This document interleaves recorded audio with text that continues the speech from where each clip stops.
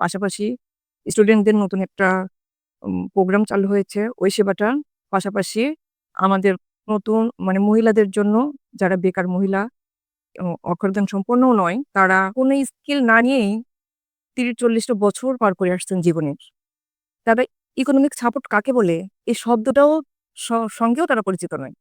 এইরকম কিছু ম্যান পাওয়ারকে ছাড়ের মাধ্যমে আমরা কর্মসংস্থান দিতে যাচ্ছি। যে আমাদের বিশেষ প্রকল্পের মধ্যে রয়েছে, ১ম এ আমরা কর্মসংস্থান সৃষ্টি করতে চাই। জি। সেটা আমাদের এই ডেইলি সেবা ফাউন্ডেশনের মাধ্যমে আমরা অনেকগুলো মানুষকে এখানে মানে কাজের সন্ধান দিতে পেরেছি। আর স্টুডেন্টদের কথা যেটা বলবো, এখানে আমরা স্টুডেন্টদের নিয়ে যে কাজটা করতে চাচ্ছি, তারা আমাদের এখানে একটা সাবজেক্ট ভালো পাবেন, সেটা হলো মার্কেটিং। মার্কেটিং কিভাবে করতে হয় সেটা শিখতে পারবে এবং মানুষের পাশে দাঁড়ায়ে কাজ করলে মানুষের মধ্যে যে একটা আত্মতৃপ্তি, এটা একটা অনুভব করবে।